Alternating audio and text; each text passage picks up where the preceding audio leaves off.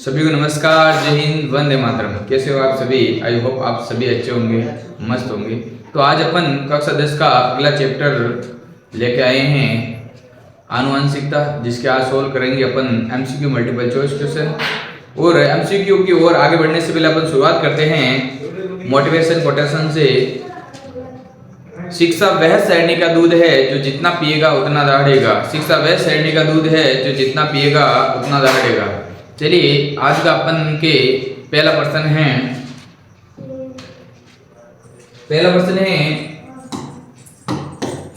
मानवों में कुल कितने क्रोमोसोम होते हैं? जो मानव होते हैं उनके अंदर कुल कितने गुणसूत्र होते हैं? कुल गुणसूत्रों की संख्या, जो गुणसूत्र है वो 23 जोड़ी होते हैं। कितने होते हैं लाला? 23 जोड़ी। 23 जोड़ी गुणसूत्र पाए जाते हैं। 23 जोड़ी का मतलब होता है 46 गुणसूत्र। कितने? 46 गुणसूत्र होते हैं। 46 गुणसूत्रों में से जो कायिक गुणसूत्र होते हैं, कायिक गुणसूत्रों की संख्या होती है 22 जोड़ी। कितनी? 22 जोड़ी। 22 जोड़ी का मतलब 44 गुणसूत्र। और एक जोड़ी होता है वो लिंग गुणसूत्र होते हैं, सेक्स क्रोमोसोम होते हैं एक जोड़ी। एक जोड़ी का मतलब होते हैं 2। कुल मिला के टोटल कितने हो जाएंगे? 46। ठीक है, तो अपने 46 गुणसूत्र पाए जाते हैं मानवों के अंदर। ऑप्शन नंबर बी इसका करेक्ट आंसर हो जाएगा। चलिए अगला प्रश्न है, मेंडल ने कौन सा पौधा अपने प्रयोगों के लिए चुना? मेंडल है, उसने प्रयोग किए मटर के पादप के ऊपर। किसके ऊपर? मटर के पादप के ऊपर। ठीक है, जो उद्यान मटर था, गार्डन पी उद्यान मटर पर परीक्षण किया। और इस मटर का जो वैज्ञानिक नाम होता है पायसम सेटाइवम। ठीक है, तो इसका आंसर होने वाला है सी। चलिए अगला प्रश्न, तीसरा प्रश्न है, मेंडल ने मटर के पौधों पर किए गए अपने प्रयोगों में कुल कितने गुणों का अध्ययन किया? मेंडल ने मटर के पौधों पर किए गए अपने प्रयोगों में कुल कितने गुणों को अध्ययन किया? ठीक है, तो मेंडल ने किए गए अपने प्रयोगों के लिए 7 गुणों का अध्ययन किया, 7 लक्षणों का अध्ययन किया। ठीक है, अगला, क्रोमोसोम किसके बने होते हैं? जो गुणसूत्र होते हैं वो किसके बने होते हैं? सबसे पहले तो जो गुणसूत्र है वो कोशिका होती है। कोशिका के केंद्रक में पाए जाते हैं, जालनुमा संरचना के अंदर। ये केंद्रक होता है, केंद्रक के अंदर रहते हैं कौन? गुणसूत्र। जब गुणसूत्र को तोड़ते हैं तो उनके अंदर डीएनए होता है। और ये डीएनए किनसे? प्रोटीन से जुड़े हुए रहते हैं। तो जो क्रोमोसोम है वो डीएनए और प्रोटीन के बने होते हैं। चलिए अगला प्रश्न, 500 प्रश्न है, वंशानुक्रम की इकाई को क्या कहा जाता है? वंशानुक्रम की जो इकाई होती है उसे क्या कहा जाता है? बताइए, वंशानुक्रम की इकाई को क्या कहा जाता है? जो वंशानुक्रम की इकाई को क्या कहा जाता है? उसे कहा जाता है जीन। क्या कहा जाता है? जीन। क्या कहा जाता है? जीन कहा जाता है।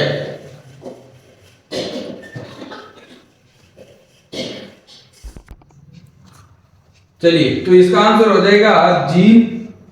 आगे का क्वेश्चन है, युग्मक गैमेट में क्रोमोसोम की संख्या क्या होती है? जो युग्मक होता है, आपको पता है, चाहे नर युग्मक हो या मादा युग्मक हो, नर युग्मक होता है वो क्या होता है? शुक्राणु होता है। और इसके अंदर हैप्लॉइड यानी 19 गुणसूत्र पाए जाते हैं। और जो मादा युग्मक वो होता है अंडाणु। क्या होता है? अंडाणु। और ये भी क्या होता है? 19 संरचना होती है, हैप्लॉइड संरचना होती है। तो ऑप्शन नंबर बी इसका करेक्ट आंसर हो जाएगा। चलिए आगे है, जीवों में लिंग निर्धारण का कारक कौन होता है? जो लिंग निर्धारण है वो कारक कौन होता है? वो लिंक क्रोमोसोम होता है, सेक्स क्रोमोसोम होता है, ऑप्शन नंबर बी। और नर के अंदर पाए जाते हैं एक्स वाई और मादा के अंदर पाए जाते हैं एक्स एक्स। ठीक है, चलिए अगला प्रश्न है, कौन सा युग्मक मानव में पुरुष से बनता है? वो होता है एक्स और वाई। अगला, मेंडल का प्रथम नियम लॉ ऑफ डोमिनेंस क्या बताता है? तो मेंडल का जो प्रथम नियम होता है वो केवल यही बताता है कि सभी पौधे जो अपन पीढ़ी के अंदर, प्रथम पीढ़ी के अंदर प्राप्त होंगे, वो सभी कैसे होंगे? प्रभावी होंगे। कैसे होंगे?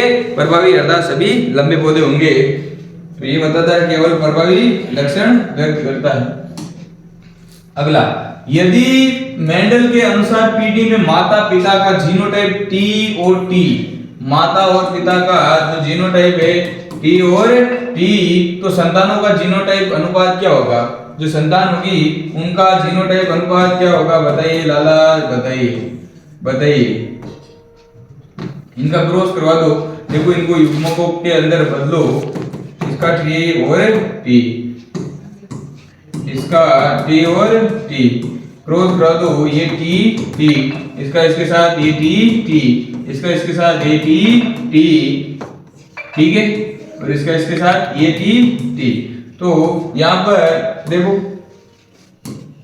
जो जीनोटाइप अनुपात पूछ रहा है, यदि फिनोटाइप पूछता तो 3:1 हो जाता, जीनोटाइप पूछ रहा है 1:2:1, तो ऑप्शन नंबर 1 करेक्ट आंसर हो जाएगा।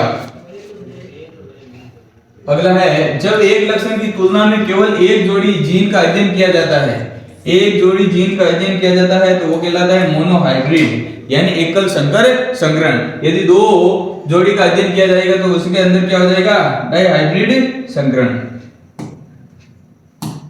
अगला प्रश्न है, आनुवांशिकता का अर्थ क्या होता है? आनुवांशिकता का अर्थ क्या होता है बताओ? इनमें से देखो, माता पिता से संतानों में लक्षण का स्थानांतरण होता है, ऑप्शन ए ही राइट हो जाएगा। अगला, आनुवांशिकी के जनक किसे कहा जाता है? चार्ल्स डार्विन, नाजीना, ग्रेगर जॉन मेंडल, बिल्कुल राइट बात है। और वाटसन और क्रिक ने डीएनए डबल हेलिक्स मॉडल दिया था। मेंडल ने अपने प्रयोगों में मटर के पौधे का चयन क्यों किया? एक ही पीढ़ी में अनेक बीज बनाता है, बिल्कुल राइट बात है। इसका जीवन काल छोटा होता है, बिल्कुल राइट बात है। ये स्वयं परागण और संकरण दोनों करता है, बिल्कुल राइट, ऑप्शन नंबर डी हो जाएगा उपरोक्त सभी। चलिए आज का अपना अंतिम क्वेश्चन है, बच्चों का लिंग निर्धारण किस बात पर निर्भर करता है? जो बच्चों का लिंग निर्धारण है वो अपने पिता से प्राप्त गुणसूत्र पर निर्भर करता है, पिता से प्राप्त गुणसूत्र।